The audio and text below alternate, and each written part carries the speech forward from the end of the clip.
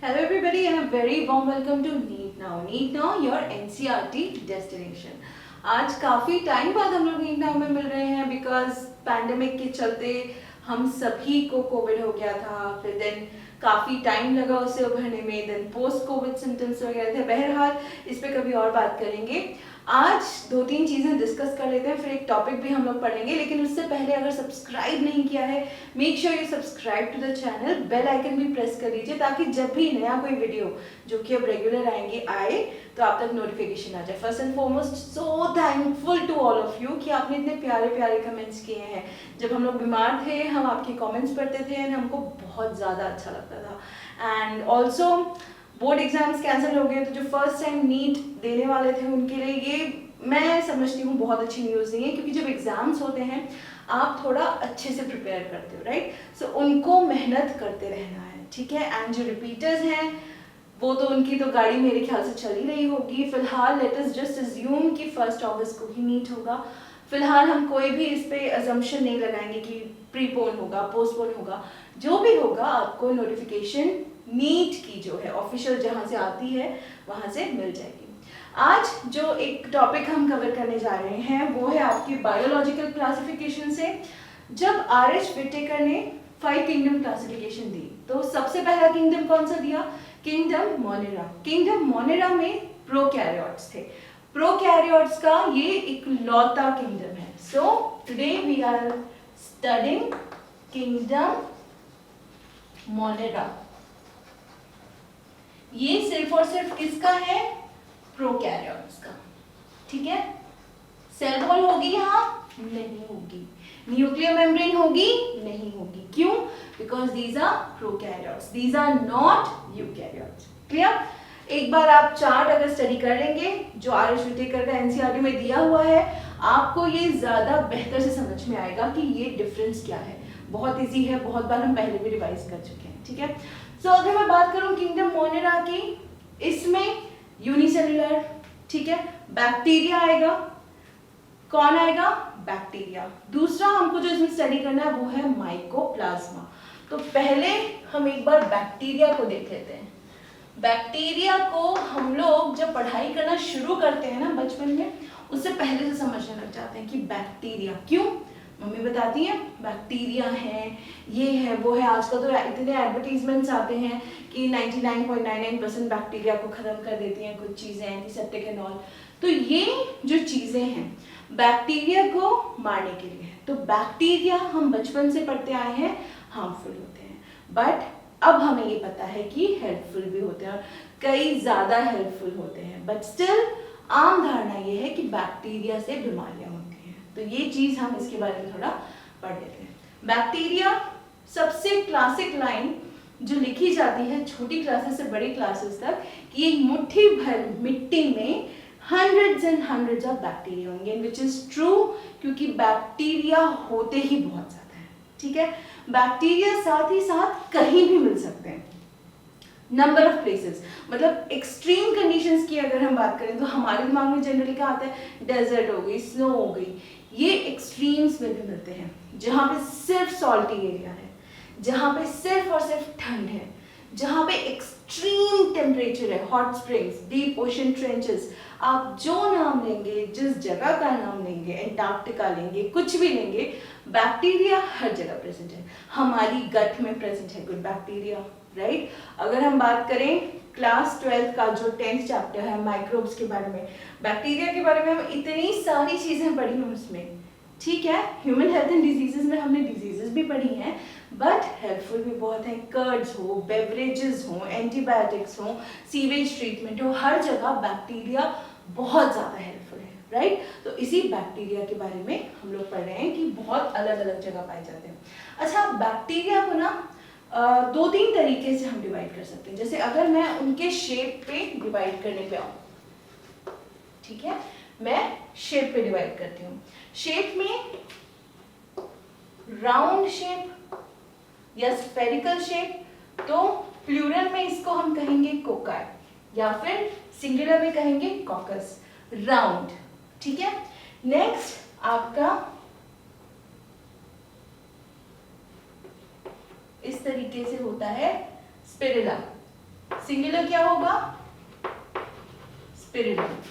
ठीक है, इस तरीके से स्पाइरल सा थोड़ा सा, जैसे डीएनए होता है और इसमें फ्लैजिलम भी प्रेजेंट होता है अगर ये मोटाइल होते हैं। Next bacillus. बैसिलस को जनरली हम पढ़ते आए थे रॉड शेप, बट ये थोड़ा सा स्पून टाइप का होता है। ठीक है, ये हो गया आपका बैसिलस। ये है इसका स्पोर। ठीक है, स्पोर जब अनफेवरेबल कंडीशन होती है, अभी हम पढ़ेंगे रिप्रोडक्शन जब देखेंगे इसका, तब फॉर्मेशन होती है। प्लूरल क्या है इसका? बैसिलाई। ठीक है, एंड लास्ट है हमारा कॉमा शीट। ठीक है, इस तरीके से वाइब्रियो, वाइब्रियम। ठीक है, तो ये है हमारे bacteria divided on account of their shapes, यानी कि शेप्स के हिसाब से जो बैक्टीरिया डिवाइड किए गए हैं वो। अब एक और तरीका है, वो तरीका क्या है? Mode of nutrition. Mode of nutrition क्यों इंपॉर्टेंट है? जैसे मैंने पहले कहा कि जो हमारे बैक्टीरिया हैं दे आर हेल्पफुल, राइट, और हार्मफुल भी हैं। तो मोड ऑफ न्यूट्रिशन में हमारे जो थोड़े से हार्मफुल बैक्टीरिया हैं, थोड़े से हेल्पफुल बैक्टीरिया हैं, वो कहाँ आते हैं ये हम देखेंगे। मोड ऑफ न्यूट्रिशन में दो तरीके के हो जाएंगे, ऑटोट्रॉफिक और हमारे हो जाएंगे हेट्रोट्रॉफिक। ठीक है, ऑटोट्रॉफिक और हेट्रोट्रॉफिक। ऑटोट्रॉफिक अपना खाना खुद बनाएंगे। इसमें फर्दर दो पार्ट है, पहला है आपका फोटोसिंथेटिक, ठीक है, और सेकेंड आपका हो जाएगा कीमोसिंथेटिक। अब हेट्रोट्रॉफिक क्या होता है? हेट्रोट्रॉफिक में वो सब आएंगे जो आपके किसी और ऑर्गेनिज्म पे डिपेंडेंट है, जो लिविंग या डेड एज पैरासाइट्स रह रहे हैं या एज डिकम्पोजर्स रह रहे हैं। ठीक है, वो आपके किस में आएंगे? हेट्रोट्रॉफिक में, राइट। तो ये हो गया आपका दो तरीके से डिवीजन, किस पे बेस्ड? पहला शेप पे एंड दूसरा is mode of nutrition. Clear? इसके अलावा अब हमको दो मेन डिविजन्स पढ़नी है जो कि एक्चुअली बैक्टीरिया की हैं। So now will see them. तो पहली है हमारी आर्काई बैक्टीरिया। आर्काई बैक्टीरिया जो है ये कमाल के बैक्टीरिया होते हैं। ठीक है, अच्छा, bacteria is always plural, bacterium singular होता है। क्लियर? आर्काई बैक्टीरिया एकदम कमाल के हैं। क्यों? क्योंकि इनकी सेल वॉल इतनी ज्यादा मॉडिफाइड है और इतनी ज्यादा कहीं ना कहीं वो स्ट्रांग हो गई है कि जो हार्शेस्ट कंडीशंस हैं, ठीक है, वहां पे भी ये पाए जाते हैं। इनको कोई फर्क नहीं पड़ता हमारे आसपास क्या एटमॉस्फेयर है, इनको कोई फर्क नहीं पड़ता कि हमारे आसपास कैसी कंडीशन है, सिचुएशन क्या है, हमको तो जिंदा रहना है। ठीक है, ये इनका मोटो ऑफ लाइफ है। तो यहाँ पे आर्काई बैक्टीरिया सबसे डिफरेंट क्यों है? क्योंकि इनकी जो सेल वॉल है वो डिफरेंट है and it is very very strong. ठीक है, अब आर्काई बैक्टीरिया जो है वो कुछ एक्सट्रीम कंडीशंस, जैसे मैंने कहा, पाए जाते हैं। तो वो 1 2 3 ऐसी एक्सट्रीम कंडीशंस हैं जहां पे पाए जाते हैं जो आपको याद रखने हैं। तो पहले हैं हमारे ऐसे बैक्टीरिया हेलोफाइल्स, सेकेंड है थर्मो एसिडोफाइल्स। ठीक है, और लास्ट है हमारे मिथेनोजेंस। क्लियर? तो ये 3 है जो आपको याद रखने। हेलोफाइल्स, हेलो केमिस्ट्री थोड़ी बहुत याद करिए, files philic loving, right. So hello loving, and what is hello? Hello यानी कि सॉल्ट। तो ये होते हैं आपके एक्सट्रीम सॉल्टी एरियाज में। डेड सी याद आया, एक्सट्रीम सॉल्टी एरिया, वहां पे भी होंगे। ठीक है, डेड सी में you can not swim, you have to float, आप सिर्फ फ्लोट कर सकते हो, वहां पे इतना ज्यादा नमक है, वहां पे भी ये पाए जाएंगे, वहां पे भी अपनी जो लाइफ है मजे में गुजार रहे हैं। ठीक, next thermo acidophiles. Thermo acidophiles ये आपके पाए जाते हैं हॉट स्प्रिंग्स में, यानी कि दे लव टेम्परेचर, दे लव हीट, थर्मो, राइट। तो थर्मो एसिडोफाइल्स आपके कहाँ पाए जाते हैं? हॉट स्प्रिंग्स में। अब मिथेनोजेंस जो है, ये आप सबको पता है, मिथेनोजेंस वो बैक्टीरिया है जो कि रुमिनेंट एनिमल्स जो होते हैं, रुमिनेंट यानी कि जुगाली करने वाले, गाय, भैंस, बैल, इनके जो एक तरीके से र्यूमेन है, ठीक है, वहाँ पाए जाते हैं। और जब ये एनिमल्स एक्सक्रीट करते हैं, गोबर, डंग वगैरह, उसके साथ साथ ये एक्सक्रीट होते हैं और हमें बायोगैस या गोबर गैस बनाने में हेल्प करते हैं। बहुत अच्छे से हमने डीप में इसका एक वीडियो देखा है, अगर आपसे छूट गया है मैं यहाँ लिंक दे रही हूँ, आप देख लीजिएगा कि किस तरीके से जो आपकी गोबर गैस है या बायोगैस है, which is basically nothing but methane, ठीक है, ये बनाने में हेल्प करते हैं। और फर्दर मीथेन कैसे, जो कि ऑब्वियसली फ्लेमेबल है, किस तरीके से कुकिंग में या दूसरी चीज़ों में यूज़ हो रही है, और जो विलेजेस हैं वहाँ पे बहुत अच्छा इसको एक तरीके से यूज में लाया जा रहा है। तो जो फॉसिल फ्यूल्स जो बहुत टाइम से यूज होते हुए आए थे कि लकड़ी है, फिर अंगीठी में कोयला जलता था, ये सब चीज़ें जो थी जिनसे पोल्यूशन भी होता था और एक तरीके से हमारे फॉसिल फ्यूल्स भी हैं, इन पे जो प्रेशर था वो कम हो गया या खत्म हो गया। सो मिथेनोजेंस जो हैं, these are very very helpful in making क्या, गोबर गैस, मीथेन, ठीक है, बायोगैस। तो ये चीज़ें जो हैं ये आपके कौन कर रहा है? आर्काई बैक्टीरिया। क्लियर? अब हमारे हैं सेकेंड पे, which is your you bacteria. You bacteria को दूसरी चीज क्या कहते हैं? ट्रू बैक्टीरिया, ठीक है, you bacteria, true bacteria. You bacteria जो है ये एक्चुअली ज्यादा प्रॉपर्टीज दिखाता है। आर्काई बैक्टीरिया जैसे कि इतना ही दिया हुआ है एनसीईआरटी में, इतना ही पढ़ना है आपको। सेल वॉल मॉडिफाई की गई है ताकि एक्सट्रीम जो कंडीशंस है वो मैनेज किए जा सके। सो ये हो गया। अब यू बैक्टीरिया, ट्रू बैक्टीरिया, यहाँ पे आते हैं आपके ये दो मोड्स जो कि दोनों शो करते हैं, ऑटोट्रॉफिक भी, हेटेरोट्रॉफिक भी।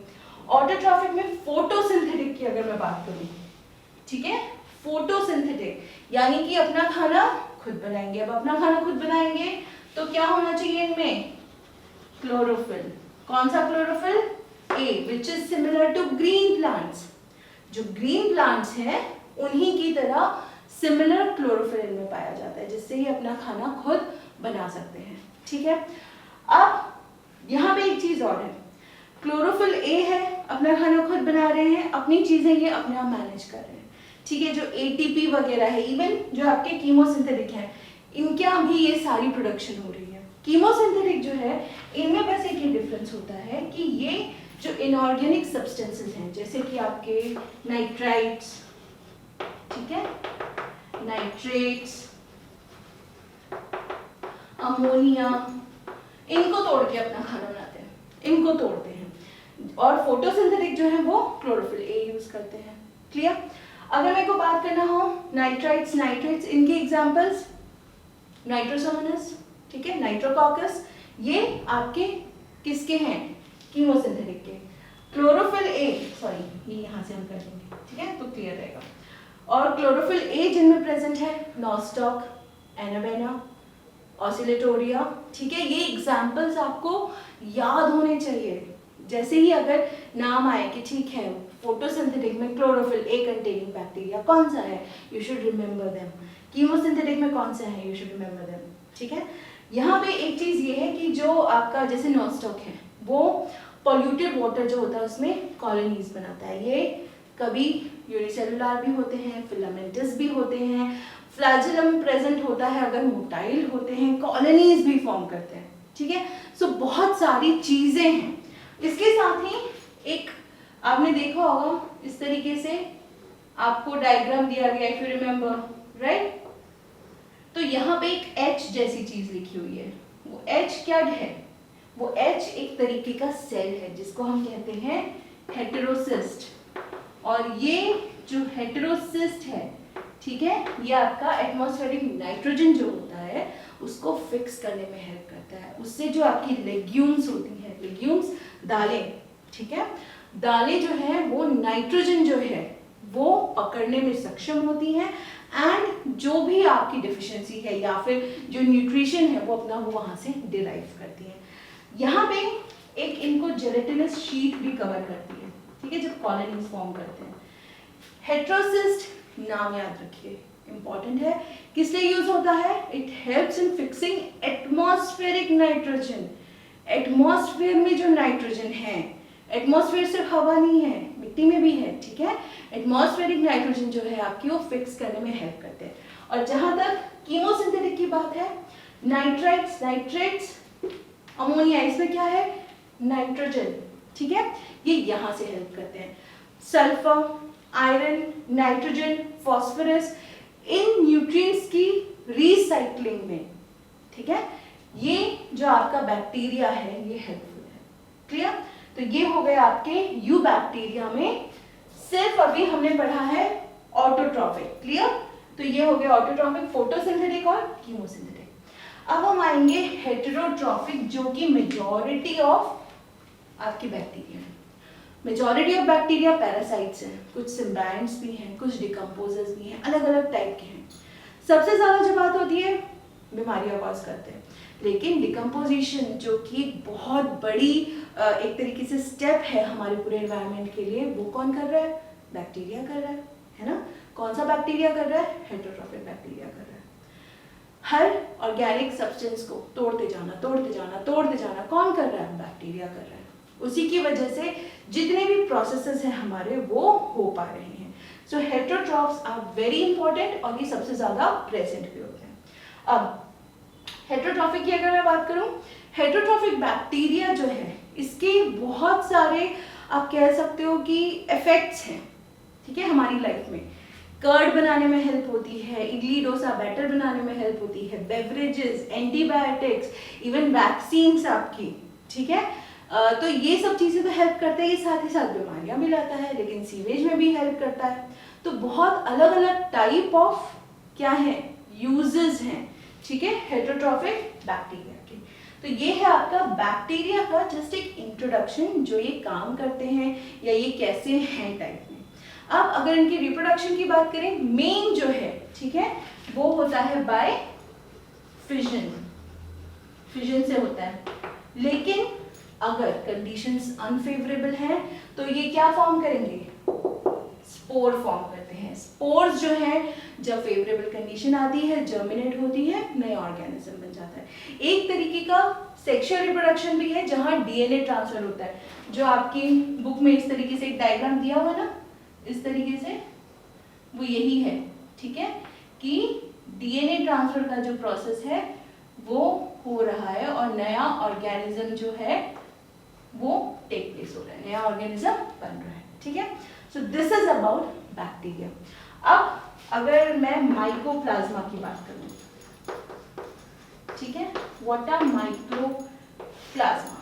Mycoplasma smallest living organism without anything. आंखें बंद करके, mycoplasma smallest living organism. Cell wall नहीं है, सेल वॉल एब्सेंट है। थर्ड, ऑक्सीजन के बिना ये सरवाइव कर सकते हैं, ऑक्सीजन हमें नहीं चाहिए। फोर्थ क्या है? डिजीज कॉजिंग है, अलग अलग तरीके की डिजीज का कॉज करते हैं, किसमें? प्लांट्स में भी, एनिमल्स में भी। सो दिस इज, ये सिर्फ 4 पॉइंट हैं जो आपको माइकोप्लाज्मा के बारे में पता होने चाहिए। पीपीएलओ टाइप ऑर्गेनिजम्स हैं, स्मॉलेस्ट है, सेल वॉल नहीं है, ऑक्सीजन नहीं चाहिए, एंड लास्टली डिजीज कॉजिंग है। So these are pathogenic. बस ये 4 चीजें तैयार कर लीजिए, माइकोप्लाज्मा खत्म, ठीक है। So this is all about your kingdom Monera. बहुत इजी है, बेसिक सी चीजें हैं जो आपको काफी पता भी हैं, पर पढ़ना पड़ेगा। एग्जाम्पल्स जो मैं बात कर रही थी कि जैसे यहाँ पे आपको याद करना पड़ेगा नॉस्टॉक एनामेनोसिलिटोरिया, यहाँ पे नाइट्रोकॉकस, नाइट्रोसोमोनास, ये सब जो है ये आपको एक तरीके से, मैं कभी कहती नहीं हूँ, बट ये रटे होने चाहिए, ठीक है। You should know these on the tip of your tongue, पता होने चाहिए एकदम कि ये है तो इसका एग्जाम्पल ये है, ठीक है। अगेन यहाँ पे अगर मैं आर्किया बैक्टीरिया की बात कर रही हूँ, इन तीनों का मतलब क्या है और ये तीनों कौन से एरियाज हैं ये पता होना चाहिए, ठीक है। बस इतना कर लीजिए, याद हो जाएगा। बहुत ज्यादा डिफिकल्ट नहीं है, लेकिन क्वेश्चन सॉल्व करने पड़ेंगे। फटाफट एनसीईआरटी खोलिए, एक बार 1 सेकेंड में आप शुरू हो जाइए, विद इन 15 मिनट्स आप पूरा रीड कर लेंगे, तुरंत क्वेश्चन सॉल्व करने बैठिए। कोई प्रॉब्लम आती है कमेंट करिए, हमें बताइए। फेसबुक पे हमारे साथ जुड़िए, ठीक है, मीट इज देयर, हमारा मोबाइल नंबर भी है, वहाँ पे आप जुड़िए, डिस्क्रिप्शन में लिखा हुआ है। कोई भी प्रॉब्लम हो reach out to us, regular videos आते रहेंगे, सो सब्सक्राइब जरूर कर लीजिए, ठीक है। वीडियोस एंड तक देखने की कोशिश करिए, बिकॉज ये चीज़ पूरी कंप्लीट हो जाएगी तो आपके लिए एक टॉपिक जो है वो प्रिपेयर हो जाएगा, ठीक है। इरिस्पेक्टिव नीट कभी भी हो, हमें अपनी तैयारी जारी रखनी है, ठीक है। सो फटाफट पढ़ाई करिए, ध्यान रखिए, take care, eat healthy food, बाहर घूमने मत जाइए, स्टे सेफ, कीप स्टडिंग।